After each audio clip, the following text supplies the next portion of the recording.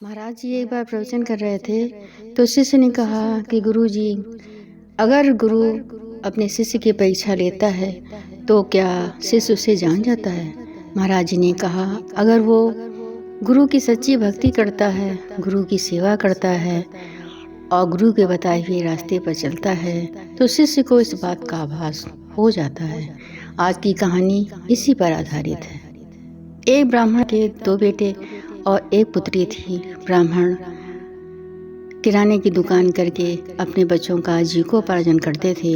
कुछ दिनों के बाद जब बच्चे बड़े हो गए तो उन्होंने उनका विवाह कर दिया। ब्राह्मण के दोनों बेटे सरकारी थे, लेकिन छोटे बेटे को हमेशा परमात्मा की भक्ति में विशेष रुचि रहती थी।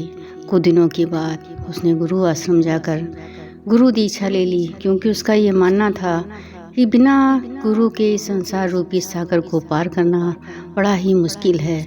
जब तक गुरु दीक्षा नहीं लेता मनुष्य इसी संसार में भटकता रहता है।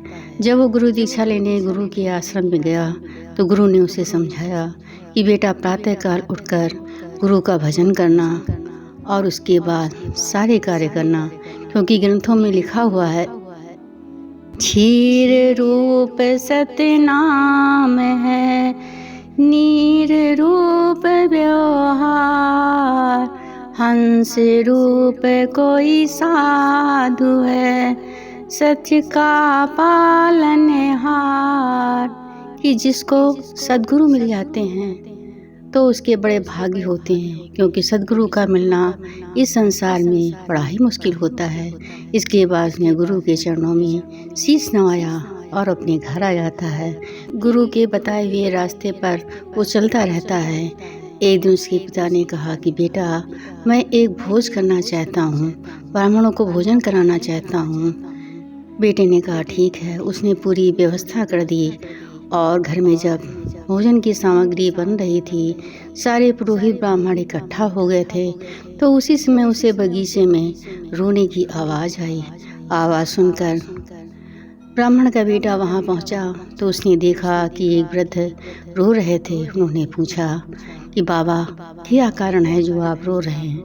उन्होंने कहा कि बेटा, मैंने 2-3 दिन से भोजन नहीं किया। तुम्हारे घर में जो कुछ भी खाने की व्यवस्था हो वो मुझे ला करके दे दो।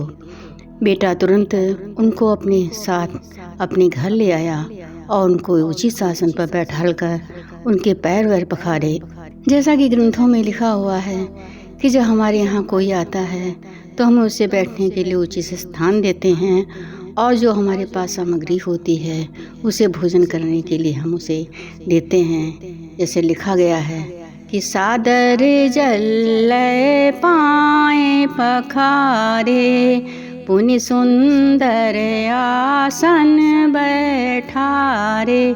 उसने उनको उचित स्थान पर बैठा दिया और जब वो उन्हें भोजन सामग्री लाकर खाने के लिए दी तो सारे ब्राह्मण खड़े हो जाते हैं और कहते हैं कि ये तुमने अच्छा नहीं किया, बिना ब्राह्मणों को भोजन कराए, बिना पूजा पाठ के तुमने इनको भोजन सामग्री खाने के लिए लाकर दे दी है।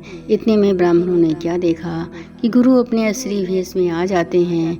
ये देखकर सारे ब्राह्मण आश्चर्यचकित हो जाते हैं और गुरु के चरणों में शीश नवाते हैं कि प्रभु, मुझे क्षमा कर दीजिए, मैं नहीं जानता था कि आप हैं। गुरु ने कहा, बेटा, इसमें तुम्हारी कोई भी गलती नहीं है। इस संसार रूपी सागर में मनुष्य अज्ञान के अंधेरे में भटकता रहता है। जब तक उसे ज्ञान का प्रकाश नहीं मिलता वो इसी तरह अपने जीवन को व्यतीत करता रहता है। इसके बाद उन्होंने शिष्य से कहा कि बेटा, तुमने गुरु सेवा, गुरु की भक्ति इतनी की कि मुझे मजबूर होकर तुम्हें दर्शन देने के लिए आना पड़ा। मेरी बख्शीश, मेरा आशीर्वाद सदैव तुम्हारे साथ रहेगा। गुरु की भक्ति करके तुम अपने जीवन को सफल और सार्थक बना लोगे। इसके बाद शिष्य ने गुरु के चरणों में शीश नवाया और कहा, निराली है सतगुरु लीला तुम्हारी, जो हैं तेरे प्रेमी यही चाहते हैं, गुरु चरणों में हो प्रीत हमारी, गुरु चरणों में हो प्रीत हमारी। निराली है सतगुरु लीला तुम्हारी।